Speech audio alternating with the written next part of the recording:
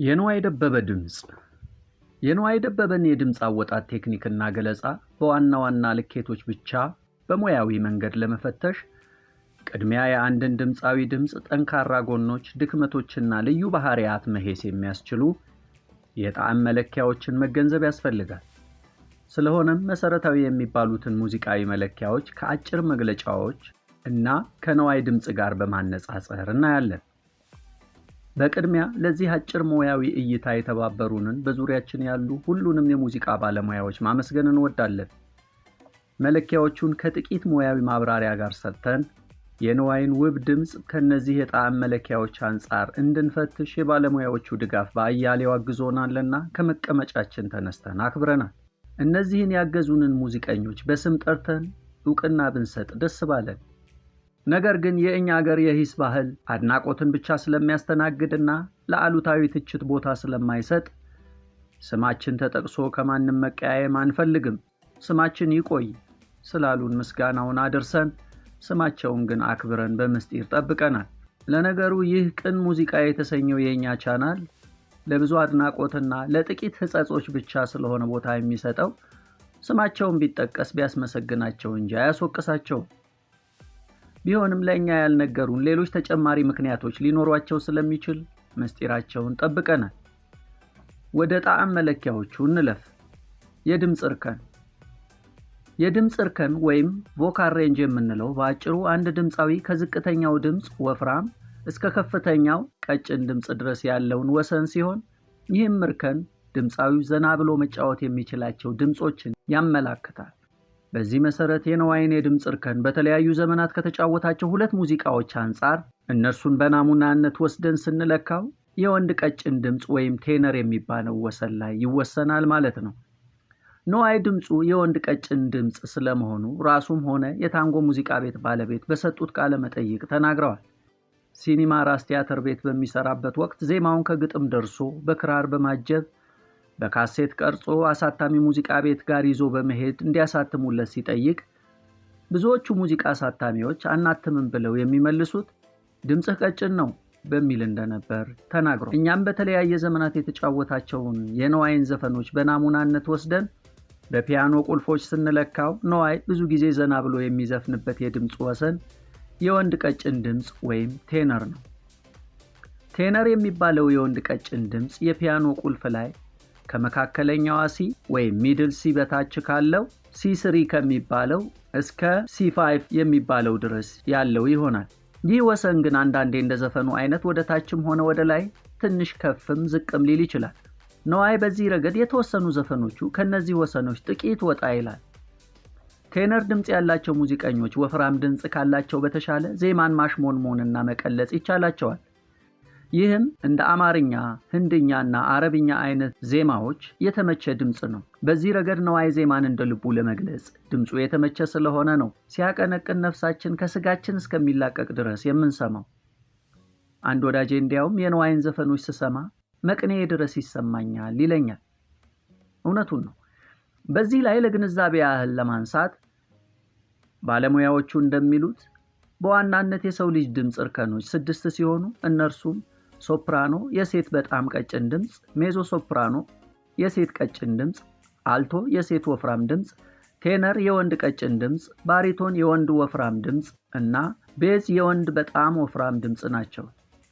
የድምጽ ጥራት የድምጽ የተለየ ቀለም ወይም ጥራት የድምጽ ጥራት መገለጫዎቹም ብሩህ፣ ቅዝዝ ያለ፣ ትንፋሽ የበዛበት፣ የታፈነ፣ በአፍንጫ የሚወጣ፣ ሻካራ፣ ሞቅ ያለ፣ ግርማ ሞገስ ያለው፣ የሰለለ ወዘተ አይነት ድምጾችን ያካትታል። ሁሉም ድምጾች ለተለያዩ የሙዚቃ ስልቶች ስለሚውሉ አንዱ ከአንዱ ይበልጣል ማለት አይቻልም።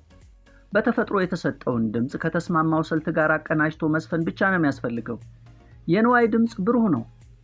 ሞቅ ያለም ሆነ ዝግ ያለ ሙዚቃ ሲጫወት ለዛውን ጠብቆ የሚንቆረቆር ማለት ነው። በይበልጡ የወጣትነት ድምጾቹ አሁን ከቅርብ ጊዜያት ወዲህ ትንሽ የታፈነ የሚመስል ወይም የአፍንጫ ድምጽ ነገር አልፎ አልፎ መጠቀም ጀምሯል። ትክክለኛ የድምጽ ኖት ወይም ፒች። ይህም ማለት ድምጻዊው እንዴት በጥሩ ሁኔታ ሙዚቃው የሚፈልገውን የድምጽ ኖት ጠብቆ ይጫወታል የሚለውን ያካትታል። እናም በዚያው ኖት ላይ ያለምንም ድካም ወይም የአቅም መዋዠቅ ለዛውን ጠብቆ ይቆያል የሚለውን ያሳያል። ነዋይ በዚህ ረገድ ምንም ችግር የለበትም። የስቱዲዮ አልበሞቹም ሆነ የመድረክ አዘፋፈኖቹ ነዋይ የፒች ምንም ችግር እንደሌለበት ያሳያሉ። ከቅርብ ጊዜያት ወዲት ካሉት የተወሰኑ የመድረክ ድምጾች መዋዠቅ ውጪ ድምጹ የትም ቦታ የመንሸራተት ችግር የለበትም። አሁን የሚታዩትም ጥቂት ችግሮች ማንኛውም ድምጻዊ ከሚያጋጥመው ለድምጽ የሚያስፈልገውን በቂ ረፍት፣ ልምምድና ሊጎዱ የሚችሉ ምግቦችንና መጠጦችን ካለመጠንቀቅ የሚመጡ ጊዜያዊ ችግሮች ይመስሉናል። በተለምዶ ድምጻውያን ኮንዲሽን ካለመጠበቅ የሚመጡ የሚሏቸው አይነት። ነዋይ በድምጽ አወጣጥ ረገድ የተዋጣለት ነው።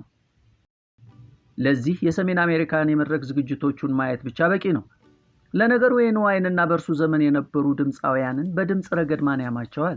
ፀሐዬ ዮሐንስ፣ አረጋኸኝ ወራሽ፣ ኤልያስ ተባባል፣ ጸጋዬ እሸቱ፣ ቴዎድሮስ ታደሰ፣ ሐመልማል አባተ፣ ኩኩ ሰብስቤ፣ ነጻነት መለሰ እና ሌሎቹን ያስታውሷል። የድምጽ ጥንካሬ ከአንዱ የድምጽ ኖት ወደ ሌላው ያለ አንዳች ችግር አለስልሶና በፍጥነት የመሸጋገር ክህሎት ነው።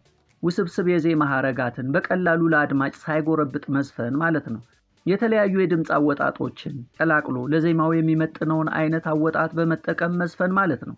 ለምሳሌ ከሆድ የሚወጡትን፣ ከደረት የሚወጡትን ወይም ዲፕ ቮይስ የሚባለውን ማለት ነው እና ከጭንቅላት የሚወጡትን ቀላቅሎ ያለምንም የጆሮ መጎርበት አድማጭ ልዩነቶቹን ሳያስተውል ልስልስ አድርጎ በማሸጋገር መዝፈን ማቀንቀን ማለት ነው። ነዋይ በዚህ ረገድ የተሳካለት ነው።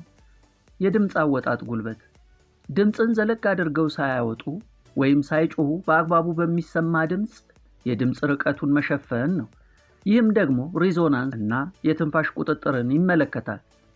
በዚህም በተለምዶ ሙሉ በሚባለው በሀገራችን የዘመናዊ ሙዚቃ ባንድ አሰላለፍም ሆነ በአንድ ኪቦርድ ቅንብር ተጫውቶ የድምጽ ጉልበቱን አስመስክሯል። ነዋይ ደበበ። ትንፋሽ ቁጥጥርና ድምጽ ድጋፍ የአየር ዝውውርን መቆጣጠርና ድምጽን ከሆድ ወይም ከዲያፍራም መደገፍ። ይህም የግጥም ሐረጋትን በአግባቡ ለመግለጽና ጉልበትን ቆጥቦ አንድ ድምጽ ኖት ላይ ሳያዥቁ መቆየት ላይ የራሱ የሆነ ጥቅም አለው። ነዋይ በዚህ ረገድ የተዋጣለት ነው። ድምጾችን አስታሞ መጫወት በተለያዩ የድምጽ ከፍታ የመዝፈን ክህሎት ከለስላሳ እስከ ጠንካራ ተቆጣጥሮ መጫወት ሲሆን ነዋይን በብዙ ስራዎቹ ይህንን ማየት ይቻላል። ገለጻና ስሜት ስሜታዊ አቀራረብ እና ከግጥሙ ጋር ያለው የጠበቀ ግንኙነት ሲሆን የድምጽ ሐረጋት፣ የድምጽ ሽግግርና ሆነ ብሎ መሳት ወይም ኢንቴንሽናል ኢምፐርፌክሽንስ ይጠቀሳሉ። በስሜታዊ ገለጻዎች የተሞላ ነው የነዋይ አጨዋወት። የድምጽ አጠቃቀም ድምጽ የሚወጣበት ቦታ የደረት፣ የጭንቅላት፣ የአፍንጫና የሁሉም ቅልቅል ሲሆን አንድን ድምጻዊ ብቁ ከሚያሰኙት ዋና ዋና መስፈርቶች ውስጥ ተጠቃሽ ነው። ነዋይ በይበልጥ መካከለኛና ከፍተኛ ድምጾችን በአግባቡ ይጫወታል። ንግግርና ቃላት አጣጣል የቃላትና የተናባቢ ሆሄያት ጥራት ግጥማዊ ታሪክ ነገራና የአድማጭ ስሜት መያዝ ሲሆን ነዋይ ንግግሩ በመጠኑ ለየት ያለ ቅላጼ ቢኖረውም ሲያዜም ግን ቃላቶችን የሚገባቸውን እንክብካቤ በመስጠት ይጫወታቸዋል። ወጥ ድምጽና ጽናት የድምጽ ለዛ ቁጥጥርና የድምጽ ወሰን በተለያዩ ዘፈኖችና በእድሜ ለውጥ ያለው ወይም በዘመናት መካከል ያለው ወጥ አቋምን ጠብቆ መቆየትን የሚያሳይ መለኪያ ሲሆን ነዋይ በዚህ ረገድ ራሱን በደንብ የፈተነ ድምጻዊ ነው። በመቀጠል እስቲ በሁለት ዘፈኖቹ ድምጹን እንፈትሽ። ነዋይ በተለያዩ ዘመናት የተጫወታቸውን ሁለት ዘፈኖች ወስደን ነዋይ በእነዚህ ጊዜያት የነበሩትን የድምጽ አወጣት ቴክኒኮችና ብቃት እንፈትሻለን። የመረጥናቸውም ሁለቱን ዘፈኖች ነው።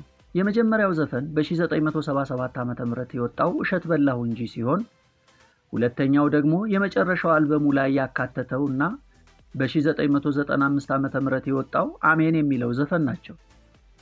በሁለቱ ሙዚቃዎች መነጽርነት የነዋይን ድምጽ አወጣጥ እንመለከታለን።